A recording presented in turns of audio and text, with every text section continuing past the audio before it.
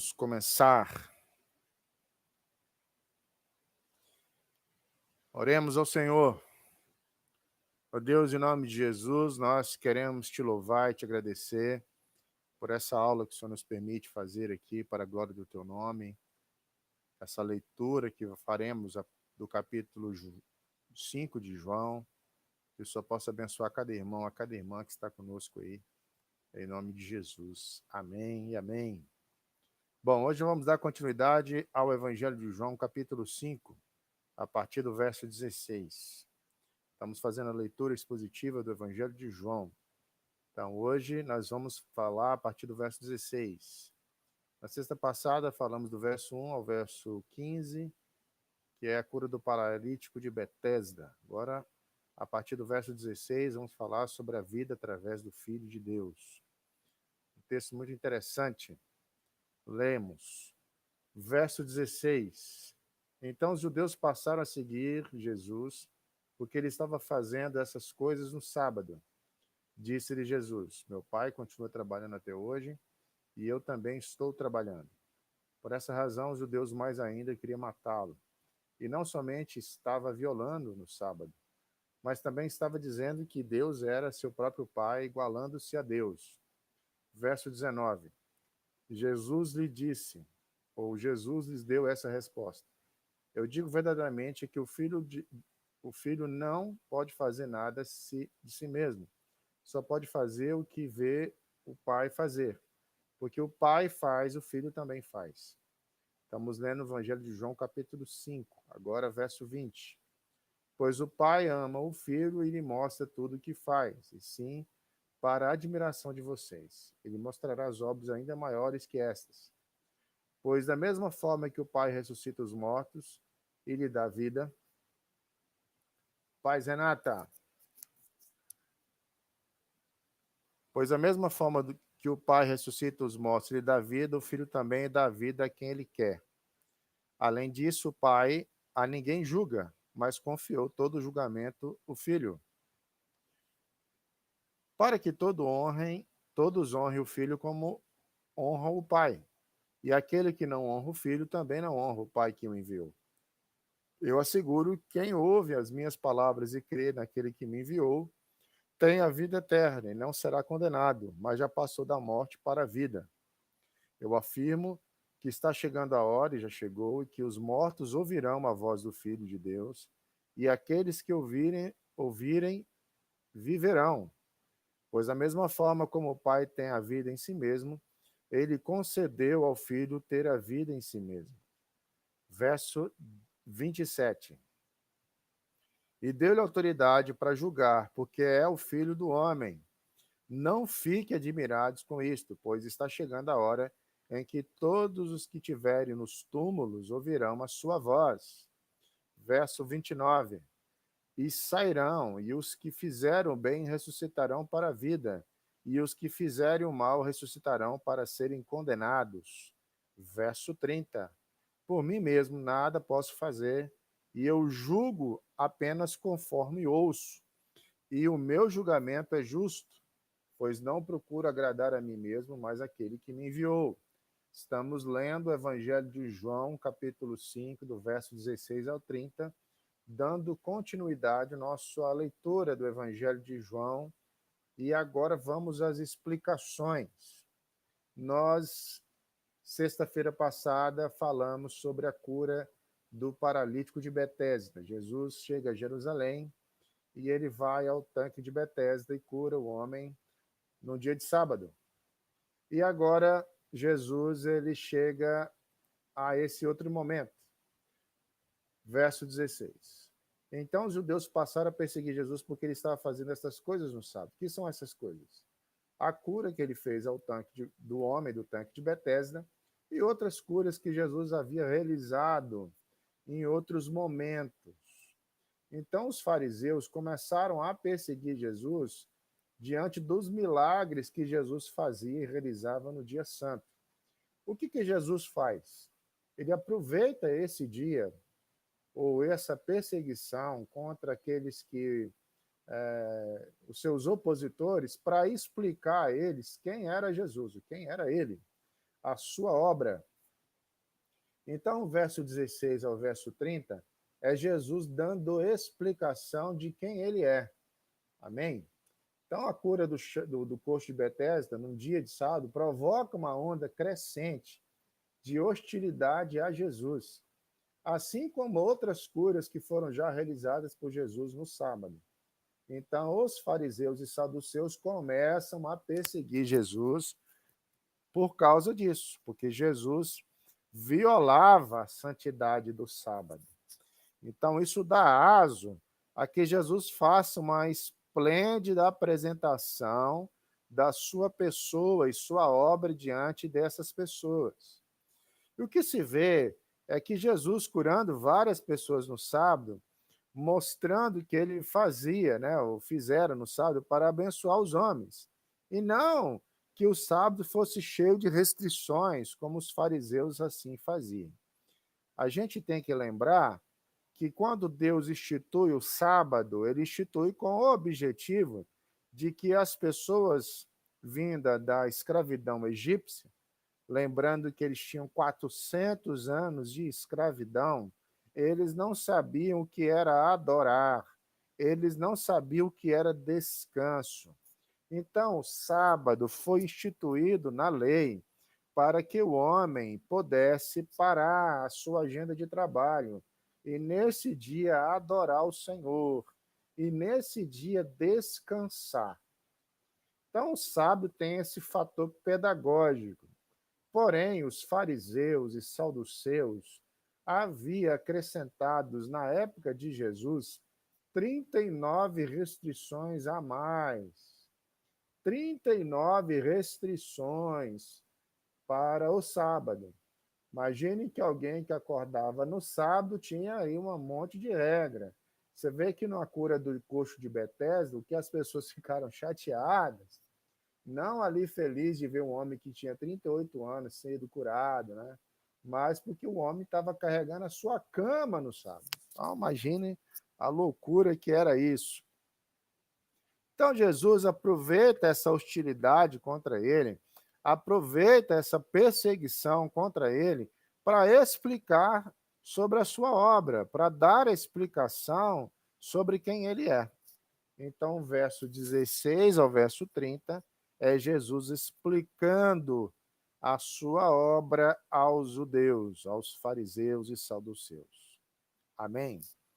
Então, Jesus arrebenta, ou melhor, apresenta o dom do sábado aos fariseus e arrebenta a visão distorcida que esses tinham em relação ao sábado, porque a religião farisaica havia colocado restrições a mais na guarda desse dia, no objetivo que era esse dia, que era adorar a Deus, era descansar para adorar a Deus.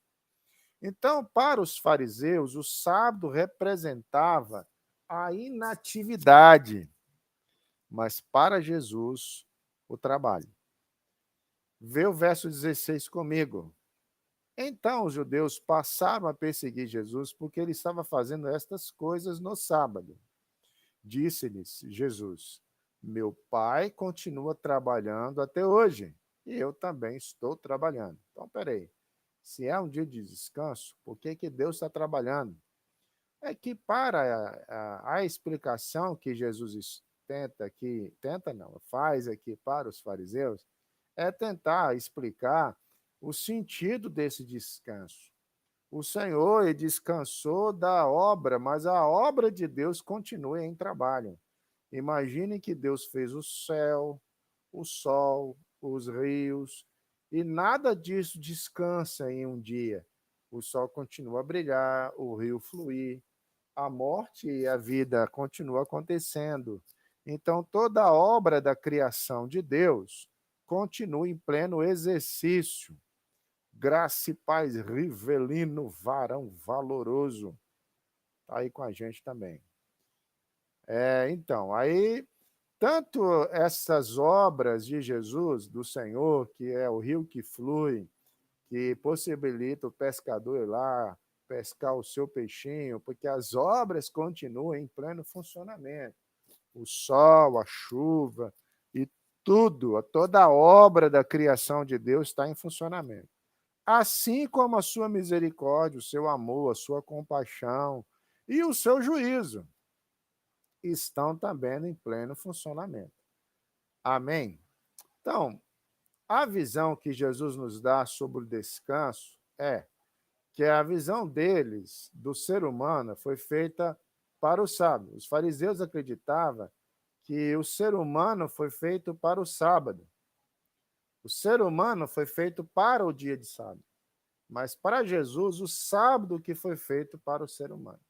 Não é o sábado mais importante que o ser humano, mas o ser humano, o sábado, o ser humano que é importante em relação ao sábado, porque ele foi criado com esse objetivo, fazer o ser humano descansar, parar a sua atividade, e não só atividade de trabalho, mas a questão da agenda, do, do ativismo da agenda, para que este agora venha adorar o Senhor e louvá-lo em nome de Jesus. Vamos continuar. Então o Senhor estabelece o sábado como um dom para renovar as forças das pessoas. Imaginem que os hebreus que vieram do Egito, eles tinham 400 anos de escravidão. A gente aí, estamos em Cacoal, 2020, 7 de agosto, nós não temos uma dimensão, amados, para entender o que é escravidão. A gente não sabe o que é isso. Mas imagine alguém que fica lá né, trabalhando de sol a sol, sem descanso, sem nada. Imagine que não deve ser uma tarefa muito fácil. Então, o Senhor estabelece para que o ser humano. Que imagine que para os egípcios eles trabalhavam no regime de escravidão, e o Egito era o que era, né? Um império. Imagine trabalhar para eles mesmos. Né? Então, como seria esse trabalho? Claro que não haveria um tempo para culto, um tempo para aprendizado, um tempo para comunhão com Deus, louvor e adoração. Então, o Senhor aqui, Jesus, nesses textos, vem explicar o dom da renovação das forças. Amém? Para saber que Ele é o nosso provedor, por exemplo. Por que a gente para ouvir a palavra, para ir ao culto, para ouvir uma pregação, ouvimos o Evangelho? É para que a gente tenha a dimensão de que o nosso Deus é um Deus provedor, um Deus que cuida da gente. E nesse itinerário a gente está adorando a Deus também, né? Adorando Ele que é digno de toda a honra e todo o louvor. Então, lembrando que o sábado foi instituído na lei de Moisés com esse objetivo, fazer escravo parar de trabalhar, para que pudesse descansar e adorar a Deus. Então, ao invés de tornar um tempo de descanso, na época de Jesus se tornou um fardo, se tornou algo difícil, algo pesado. Né? Imagine que tinha muitas restrições, incabíveis restrições para o sábado. Uma questão da religião. Como eu disse no início aí, 39 restrições havia lá, acrescentando na lei farisaica a guarda do sábado. Isso é uma coisa inalcançável. Imagine que a discrepância das pessoas. Né? Um coxo com 38 anos, que era coxo, agora o homem está andando. E eles ficam bravos porque o homem agora leva a sua cama para casa. Irmão, isso não tem lógica, né? Eles esqueceram do que significava o dom, o descanso. Graça e paz, Roosevelt. Um abraço para você, minha querida, que está aí também, nos prestigiando com a sua atenção. Então, o Senhor Jesus, ele vem explicar a questão do sábado e também explicar a relação com o Pai. Então, esse trecho, o Senhor explica a sua relação com o Pai. Explica também o significado correto do sábado e sua criação. Explica como a gente tem que compreender esse dia, que era um dia pedagógico, né? É claro que agora Jesus ele estabelece que não existe realmente um dia para a gente descansar. O nosso descanso é Jesus, né? Jesus estava explicando isso para nós. Nosso descanso é Jesus, ele é o nosso dia sagrado. Nós precisamos entender que a adoração acontece em todos os lugares, em todos os momentos, porque acontece em mim. Olha a conversa de Jesus com a mulher samaritana, né? E a verdadeira adoração não acontece em lugares, não no templo de Gerazim, nem no templo de Sinai, nem com a figura do sacerdote certo, muito menos com o dia certo. Agora é Jesus a nossa adoração. Então, Jesus também explica a relação que ele tem com o Pai. E ele usa essa manifestação ou essa perseguição para explicar aos seus opositores a sua relação com Deus, o Deus Pai. Então, vamos lá. Uma coisa que precisamos entender, que Jesus, em relação a Deus, é a mesma pessoa. A gente aprende aí a questão da triunidade, Deus manifestando-se de três formas. Pastor, é difícil demais entender isso, como um Deus que é um só, manifesta de três maneiras. Pois é, boa pergunta. Vamos chegar lá no céu e perguntar para ele. Porque, assim, amados, é assim que está na Bíblia. E outra coisa, Deus, repetindo, fazendo uma outra pergunta, seria impossível para Deus agir de três maneiras? Seria impossível para Deus operar de três formas? Seria impossível alguma coisa para Deus? Então, não. Então, Jesus e Deus é um. E o Senhor explica aqui, olha, em relação à sua pessoa. Verso 19. Jesus lhes deu essa resposta. Eu digo verdadeiramente que o filho não pode fazer nada de si mesmo. Só pode fazer o que o pai fazer. Porque o que o pai faz, o filho também faz. O que Jesus está dizendo? Que ele e o pai é feita das mesmas substâncias. De que a pessoa do pai e a pessoa do filho é a mesma coisa. Porque o que o pai faz, o filho também faz. Explicando que ele não é só o filho do carpinteiro, da Maria. Ele é o Messias. Ele é o filho de Deus. Ele é o Messias prometido. Ele é o Deus que se faz carne. Ele é o Deus após a encarnação. Então, ele é o Deus que encarna. Amém? O Deus que encarna e, ao mesmo tempo, continua sendo Deus. Essa é a explicação. Então, em relação... Jesus explica isso para os fariseus, olha, o pai faz, o filho também faz. Então, Jesus explica sobre a sua pessoa. Ele também explica sobre a sua obra. Vamos lá, verso 20, de João 5. Pois o pai ama o filho e lhe mostra tudo o que o faz. Sim, para a admiração de vocês. E ele lhe mostrará as obras ainda maiores do que essa. Olha, peraí. O pai tem obras. E ele está dizendo que o filho também tem. E o filho nos mostrará obras maiores do que estas, dando a compreender de que as obras que o filho faz são poderosas. Imagine que a sombra de Jesus não cura ninguém, mas a de Pedro, que é um seu discípulo, apóstolo, faz isso. As obras que nós fazemos podem ser maiores do que o Cristo quando fez aqui na terra. É isso que ele está dizendo. Mas as obras não virá de mim, de você, mas virá do Senhor mesmo, porque é Ele que realiza todas as coisas. Outra coisa, em relação ao seu poder e soberania, verso 21. Pois da mesma forma que o Pai ressuscita os mortos e lhe dá vida, o Filho também dá vida a quem Ele quer. Então, peraí. Ele está dizendo aqui, Jesus, que Deus é poderoso e soberano para dar a vida e ressuscitar alguém da vida, da morte, melhor. Né? E Jesus tem o mesmo poder para também dar vida a quem ele quer. E quem quer que Jesus quer? Aquele que crê. Amém? Então, Jesus está explicando aos judeus, fariseus, de que ele é da mesma essência de Deus, que ele também é Deus, que ele realiza as mesmas obras do Pai e ainda maiores em relação a percepção nossa aqui na Terra, pois o Pai ama o Filho e lhe mostra tudo o que o faz, assim, para a admiração de vocês, e ele mostrará as obras ainda maiores do que estas. Outras coisas. O poder e a soberania de Jesus em relação a dar vida a morto. E também em relação ao julgamento, verso 22. Além disso, o Pai a ninguém julga, mas confiou todo o julgamento ao Filho. Vamos lá compreender um negócio interessante aqui. Algumas pessoas dizem assim, pastor, Jesus é amor.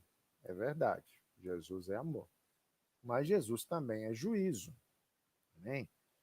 Então, o julgamento de Jesus é algo que vai acontecer, o que a gente vai ver aqui agora. Amém, amados? A gente vai perceber aqui no texto que o julgamento de Jesus está presente, assim como o seu amor. Então, o que a gente pode aprender nessa explicação que Jesus tem aqui com os fariseus? Primeiro, o filho é coigual com o pai. O filho nunca cessa de trabalhar da mesma forma que o pai, porque o pai e o filho é feito da mesma essência. Duas coisas aconteceu aqui nessa explicação de Jesus. Ou Jesus era um blasfemo, porque ele estava dizendo que ele era Deus e não era Deus, ou ele é realmente Deus. Fiquemos com a segunda opção, visto que Jesus ressuscitou dos mortos com a sua própria força. Ele é luz de luz e da mesma essência do Pai. Então, a primeira coisa é que ele é coigual com o Pai. Jesus não é só um profeta, Jesus não é só um sacerdote, não é só um homem bonzinho, Jesus não é só um ser humano, ele é um ser humano que foi 100% Deus enquanto aqui esteve, e agora é só 100% Deus. Bem? Segunda coisa que a gente aprende, Jesus veio ao mundo para cumprir a vontade do Pai, nos ensinando que existe uma vontade maior para se cumprir. Jesus, ele se despiu da condição divina, e na condição divina ele se torna filho, e na forma de filho ele foi homem, obediente até a morte de cruz, servo até a morte de cruz. Então ele obedece, ele é obediente. Verso 19 diz isso. Não existe conflito entre a vontade do Pai e do Filho, são vontades coiguais. Amém? Eu digo verdadeiramente que o Filho não pode fazer nada de si mesmo, só pode fazer o que o Pai fazer, porque o Pai e o Filho, o que o Pai faz, o Filho também faz. Terceira coisa que a gente aprende, o Filho tem amor do Pai, tem o amor do Pai. Verso 20. Pois o Pai ama o Filho e lhe mostra tudo o que o faz, assim para a admiração de vocês, que ele mostrará as obras ainda maiores que estas. Um amor perfeito entre as pessoas da Trindade, entre Pai, Filho e Espírito Santo. Trabalham juntas na mesma direção e com a mesma motivação. Então, o Senhor Jesus tem o amor do Pai. Quarta lição: o Filho dá vida pelos mortos espirituais. O Senhor dá vida aos mortos espirituais. Verso 24. Eu asseguro que quem ouve as minhas palavras e crê naquele que me enviou tem a vida eterna e não será condenado, mas já passou da morte para a vida. Verso 25. Eu afirmo que está chegando a hora, e já chegou, que os mortos ouvirão a voz do Filho de Deus e aqueles que ouvirem viverão. Vamos lá para o que Jesus está nos explicando aqui. Existem duas coisas. Todos nós somos descendentes de Adão e fomos destituídos da glória de Deus. Então nós estamos mortos em pecados e delitos. Mas quando ouvimos o Evangelho, a gente, mesmo na condição de morto, né, a gente aí ouve o Evangelho tem um poder soberano de gerar fé em morto. É isso que Jesus está dizendo aqui. Tá? Olha o que ele diz. Eu afirmo que está chegando a hora, e já chegou, em que os mortos ouvirão a voz do Filho de Deus e aqueles que ouvirem viverão. Então, aqueles que recebem o Evangelho viverão. Então, Jesus, nós pregamos o Evangelho para todos os mortos, mas o morto que ouvir e aceitar, esse terá vida. Amém? Terá vida. Então, Jesus está falando aqui de uma vida que é gerada já agora naquele que crê, mas também numa questão escatológica, né? No grande dia do Senhor, todos os mortos ouvirão, ressuscitarão. Nós vamos ver mais além aí de que haverá a ressurreição de todo mundo.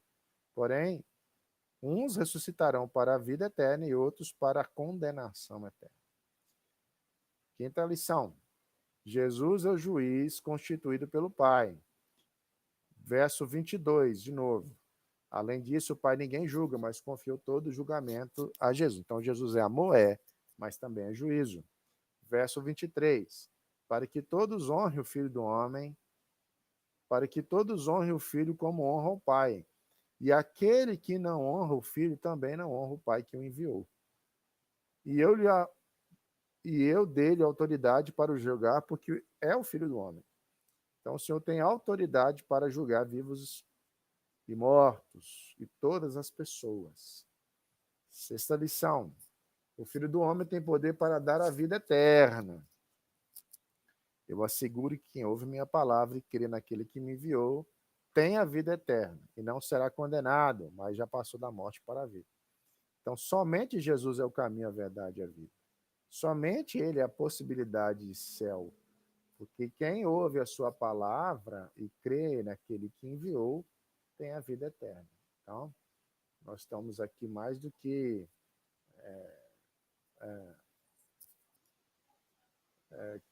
corretamente instruídos, né, sobre a única possibilidade de salvação que é Jesus Cristo. Então, Jesus, amados, aí também nos ensina que ele tem a vida em si mesmo, né? Jesus é autoexistente como o Pai. E também ele, no último dia, vai julgar todas as coisas. Olha para a gente encerrar como é que está aí, do verso 27 ao 30. E deu-lhe autoridade para julgar, porque é filho do homem. Verso 28. Não fique admirados com isto, pois está chegando a hora em que todos os que estiverem no túmulo ouvirão a voz.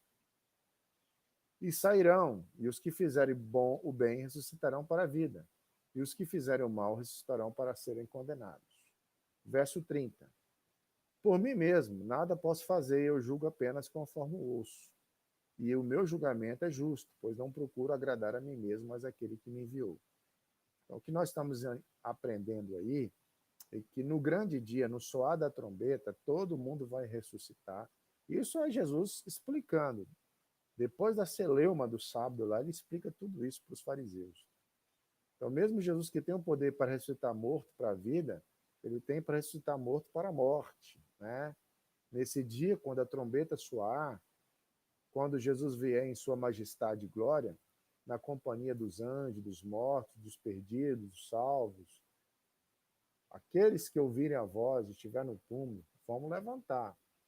E aquele que tiver o ser, o penhor do Espírito, aqueles que aceitaram Jesus em vida, irão para a eternidade. E aqueles que recusaram, irão para o juízo eterno. Essas são as palavras de Jesus. Verso 29.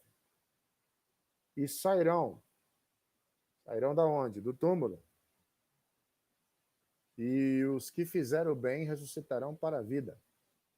E os que fizeram o mal ressuscitarão para serem condenados. Amém? Essas são a explicação de Jesus. Então, amados, aqui nós tivemos mais uma explicação de um texto, do verso 16 ao 30. Se caso eu fui um pouco rápido na explicação, é porque eu não quero demorar demais, né? E como os irmãos gostam muito de ouvir e perguntar pouco, então a gente vai falando. Mas você tem a oportunidade de rever o estudo naquilo que ficou um pouco assim meio errado para você entender. Se tiver alguém que tem alguma pergunta e quiser me fazer, eu vou dedicar aí um tempinho para você, para que a gente possa sanar a sua dúvida. Bem, tem alguém que queira perguntar alguma coisa sobre o texto que nós apresentamos a vocês? Amém? Do verso 16 ao 30 do Evangelho de João, capítulo 5. Isso é uma maneira interessante, né, de a gente ler a Bíblia junto e também temos aí a oportunidade de aprender, né? De estudar também o que o texto diz. É estudar a Bíblia pela Bíblia. Então, o verso 16 ao 30 é Jesus explicando sobre a sua condição, sobre quem ele é, sobre a vida que tem através do Filho, a sua autoridade sobre o sábado e a questão da compreensão correta daquilo que foi criado para ser um dia de descanso e não de tormento, né? De restrições religiosas. Lembrando que esse texto também nos ensina que estamos diante de um Jesus que ama, dá vida àqueles que creem, mas também juízo àqueles que não creem, dando aqui a compreensão de que aquele que ressuscitar no grande dia do Senhor, que é a sua vinda, né? E ele não crê em Jesus em vida e morreu assim, a Bíblia diz que ele vai ressuscitar para o juízo. Palavras de Jesus. Amém, irmãos? Se alguém tiver uma perguntinha, a gente vai falar para você. Não tendo, a gente vai encerrar. Porque a gente quer que seja um momento gostoso apenas, né? Não de demora, né? Para que a gente possa estar junto. Aminon, Renata, Riva, Roosevelt. Se alguém tem alguma pergunta, mas alguém que está aí online, mas não está dando para ver. Se alguém quiser fazer uma pergunta, se perder uma parte, dá uma olhada aí, depois vou deixar aí no nosso canal da igreja. Enquanto isso, estamos estudando a Bíblia. Lembrando que domingo temos culto. Se você puder estar presente, será uma alegria ter você lá na igreja. Amém, queridos? Eu fiquei sabendo do noticiário que já vai soltar uma vacina aí para todo mundo, né? Uma vacina aí que talvez em janeiro, já está dezembro, já está soltando aí no mercado, né? Então, tenho certeza que a gente não vai virar o ano desse jeito, não. Vamos estar todo mundo junto. Saudade de todos vocês e tá aí naquele churrasqueira. Eu fui lá no fundo tomar água lá na igreja, a churrasqueira lá chorou. Falou que nunca mais viu nós lá e tá muito triste, abandonada. Amém, galera? Deus abençoe então aí. Já que não tem nenhuma pergunta, nós vamos encerrando aqui a nossa aula, nossa leitura da Bíblia. Amém? Abraço a todos.